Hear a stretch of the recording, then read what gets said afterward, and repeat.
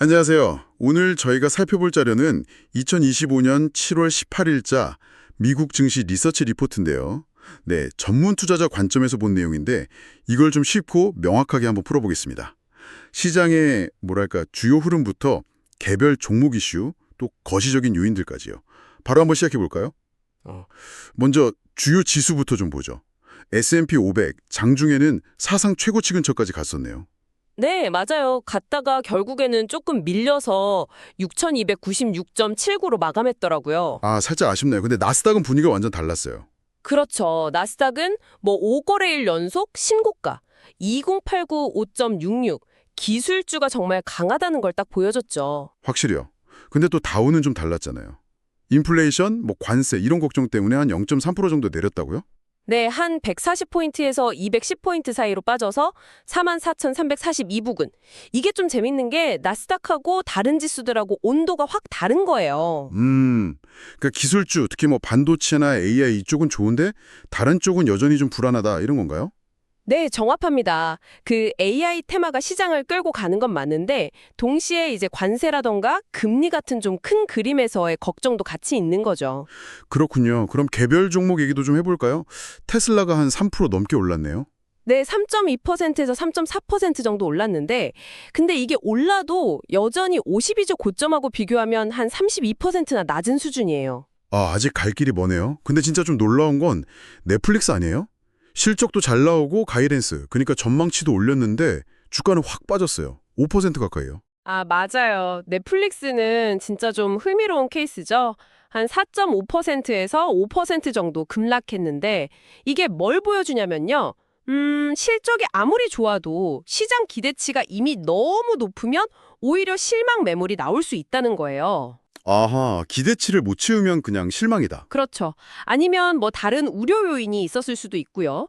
단순히 숫자만 볼 게 아니라 그 배경에 있는 투자 심리나 기대 수준이 중요하다는 거죠. 반면에 엔비디아나 AMD 같은 반도체 주식들은 AI 칩 중국 재판매 증인 이런 뉴스가 딱 나오니까 바로 강세를 보였고요. 아, 명확한 호재가 있으니까요. 금융주 쪽은 좀 엇갈렸네요. 찰스 슈왑, 리전스 파이낸셜 이런 데는 올랐는데 네, 찰스 슈왑은 3.4%, 리전스는 6% 넘게 올랐죠. 근데 아메리칸 익스프레스는 실적 괜찮았는데도 2.3% 빠졌어요. 이것도 넷플릭스랑 비슷한 건가요? 네, 비슷하게 볼 수 있을 것 같아요. 이것도 실적 자체는 나쁘지 않았지만 시장이 기대했던 것보다는 아니었거나 아니면 다른 걱정거리가 있었을 수 있죠. 결국 실적 시즌에는 숫자 자체도 중요하지만 시장 눈높이를 같이 봐야 한다는 거. 네, 그렇군요. 그럼 이런 종목들 말고 시장 전체에 영향이 준 다른 요인들은 뭐가 있었을까요? 연준 위원 발언 같은 거요? 안에 그 월러 이사가 7월에 금리 인하할 수도 있다. 이런 식으로 얘기를 했죠. 오, 정말요? 근데 파월 의장이나 다른 사람들은 좀 신중하다면서요? 맞아요. 연준 내부에서도 약간 의견이 갈리는 모습이에요. 그러니까 이게 금리 정책 방향이 아직 좀 불확실하다는 신호로 볼 수 있겠죠. 시장은 좀 내렸으면 하는데 연준은 아직 더 지켜보자는 분위기. 그리고 트럼프 전 대통령 얘기 또 나왔네요. EU 제품에 15, 20% 관세. FT 보도였다고요? 네, 그런 보도가 있었는데 의외로 시장 반응은 그냥 그랬어요. 비교적 덤덤했다고 하더라고요. 왜 그랬을까요? 하도 많이 들어서 그런가? 내성이 생겼나? 그럴 수도 있고요. 아니면 실제로 그렇게 할 수 있을까? 이런 생각 때문에 그럴 수도 있고요. 근데 어쨌든 잠재적인 위험 요인인 건 맞죠. 그렇죠.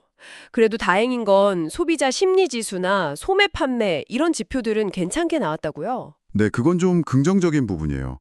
이런 경제 지표들이 그래도 시장, 특히 이제 기술주 상승세를 좀 받쳐주는 역할을 하고 있는 거죠. 그럼 마지막으로 글로벌 증시 잠깐 볼까요?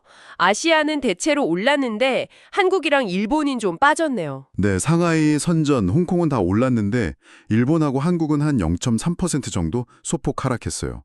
미국 지표가 좋았던 거랑 실적 기대감 이런 게 아시아 전반에는 긍정적이었던 것 같은데 우리는 좀 예외였네요. 유럽은 그냥 최고치 부근 유지하고 있고요. 네. 그럼 종합적으로 정리를 좀 해보면 미국 증시는 여전히 AI랑 빅테크가 주도하고 있다. 네, 그건 분명해요. 근데 동시에 금리나 관세 같은 불확실성도 여전히 남아있는 상태고요. 그래서 실적이 괜찮은 빅테크 중심으로 가는 건 괜찮아 보이는데 넷플릭스처럼 기대치가 너무 높은 종목은 좀 조심해야 한다. 이런 말씀이시죠? 그렇죠. 밸류에이션 부담이 크면 변동성이 커질 수 있으니까요. 앞으로도 계속 연준 인사들 발언이나 관세 관련 뉴스, 또 계속 나올 기업 실적들, 이런 걸 잘 봐야 합니다. 네, 들어보니까 정말 복합적인 상황이네요. 나스닥은 막 신고가 찍는데 다우는 좀 주춤하고 실적 좋다고 무조건 오르는 것도 아니고요. 이 모든 게 결국 시장을 보려는 당신에게는 어떤 의미일까요? 최종적으로 어떤 그림을 그려야 할까요? 제 생각엔 지금 시장은 서로 좀 다른 신호들 사이에서 방향을 찾아가는 중이다, 이렇게 볼 수 있을 것 같아요. AI라는 확실한 엔진은 있는데 그 엔진이 전체를 다 끌고 가기에는 거시경제적인 부담이나 아니면 너무 높아진 기대치 같은 브레이크도 같이 작동하고 있는 거죠. 아, 엔진과 브레이크가 동시에. 네. 그래서 핵심은 단순히 발표되는 숫자만 볼 게 아니라 그 숫자에 대한 시장의 기대 수준, 그리고 전반적인 경제 상황이나 정책 변화, 이런 걸 다 같이 읽어내는 게 중요하다고 봅니다. 마지막으로 이런 질문 한번 던져보고 싶네요.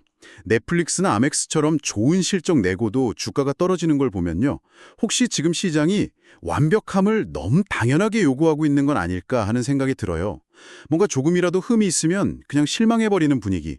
앞으로 나올 다른 기업들 실적 보면서 투자자들 기대치가 지금 어느 정도인지 한번 생각해 보시는 것도 재미있을 것 같습니다. 네, 완벽하지 않으면 실망한다. 의미심장한 질문이네요. 오늘 저희와 함께 이 자료들 깊이 있게 분석해 주셔서 감사합니다. 다음 시간에 또 유익한 정보로 찾아뵙겠습니다.